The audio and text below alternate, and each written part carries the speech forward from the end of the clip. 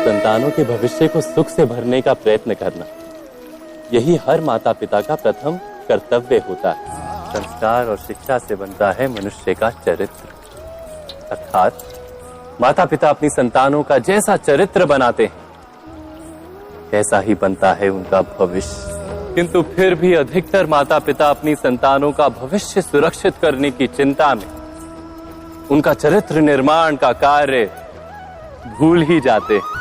वस्तुतः जो माता पिता अपनी संतानों के भविष्य की चिंता करते हैं उनकी संतानों को कोई लाभ नहीं होता, किंतु जो माता पिता अपने संतानों के भविष्य की नहीं उनके चरित्र का निर्माण करते हैं उन संतानों की प्रशस्ति समस्त संसार करता है।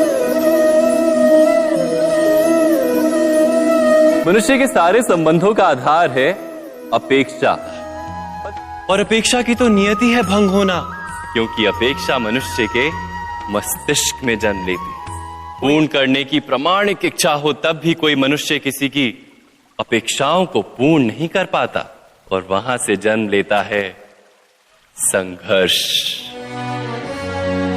सारे संबंध संघर्ष में परिवर्तित हो जाते, पर मनुष्य अपेक्षा को संबंध का आधार ना बनाए और स्वीकार करे केवल संबंध का आधार, तो क्या ये जीवन स्वयमेव सुख और शांति से नहीं भर जाएगा? स्वयं विचार कीजिए। भविष्य का दूसरा नाम है संघर्ष। जीवन ना तो भविष्य में है ना अतीत में, जीवन तो इस क्षण का नाम है। पर हम ये जानते हुए भी इतना सा सत्य समझ नहीं पाते, जीवन बीत जाता है। एक सत्य यदि हम हृदय में उतार लें कि ना हम भविष्य देख सकते हैं ना ही भविष्य निर्मित कर सकते हैं, हम तो केवल धैर्य और साहस के साथ भविष्य को आलिंगन दे सकते हैं, स्वागत कर सकते हैं भविष्य का। तो क्या जीवन का हर पल जीवन से नहीं भर जाएगा? स्वयं विचार कीजिए। कभी कभी कोई घटना मनुष्य के जीवन की सारी योजनाओं को तोड़ देती, और मनुष्य उस आघात को अपने जीवन का केंद्र मान लेता। पर क्या भविष्य मनुष्य की योजनाओं के आधार पर निर्मित होते हैं? नहीं।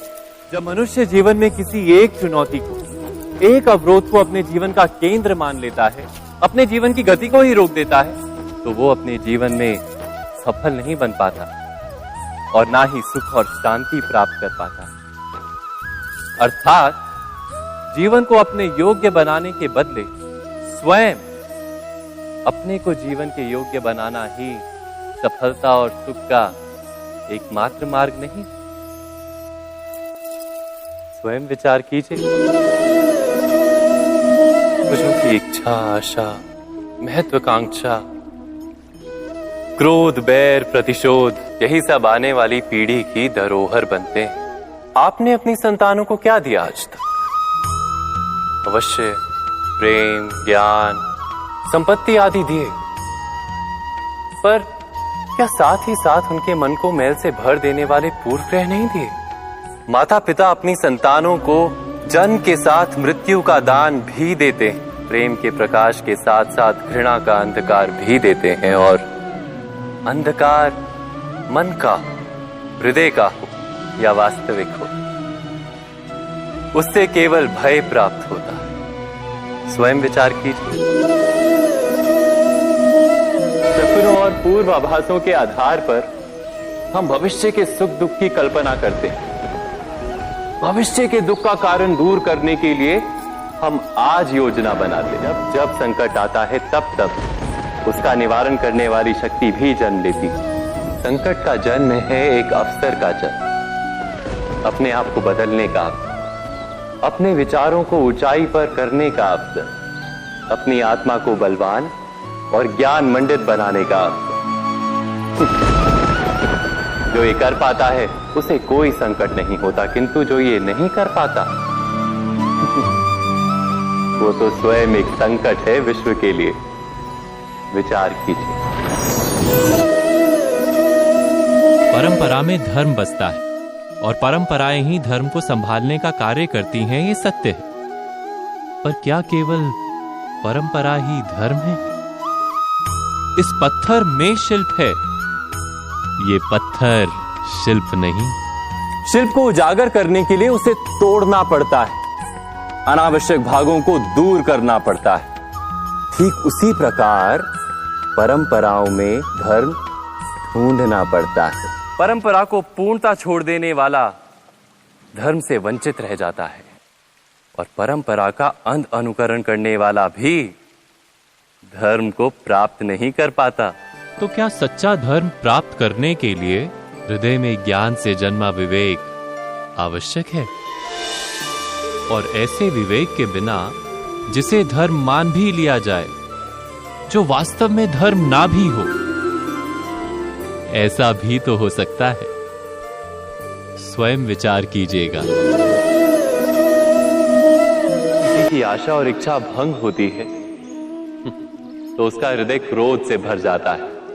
इच्छाओं के अपूर्ण रहने के तो कई कारण हो सकते हैं, और कभी कभी इच्छाओं का स्वरूप ही ऐसा होता है कि वो पूर्ण नहीं हो पाती।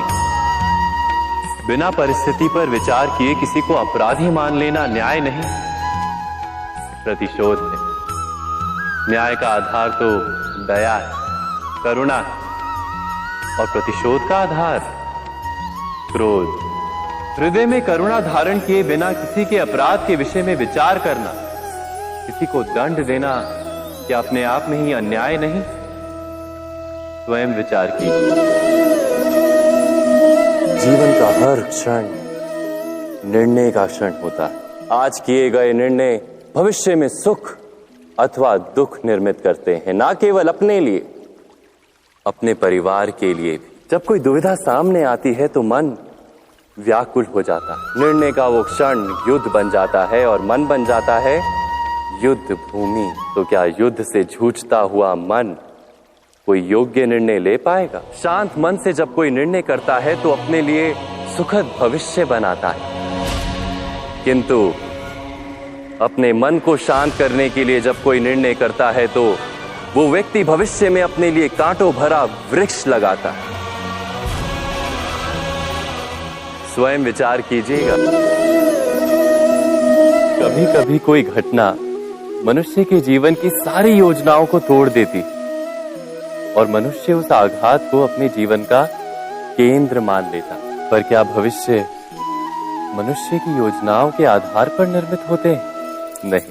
जब मनुष्य जीवन में किसी एक चुनौती को, एक अवरोध को अपने जीवन का केंद्र मान लेता है, अपने जीवन की गति को ही रोक देता है, तो वो अपने जीवन में सफल नहीं बन पाता, और ना ही सुख और शांति प्राप्त कर पाता। अर्थात जीवन को अपने योग्य बनाने के बदले स्वयं अपने को जीवन के योग्य बनाना ही सफलता और सुख का एकमात्र मार्ग नहीं। स्वयं विचार कीजिए।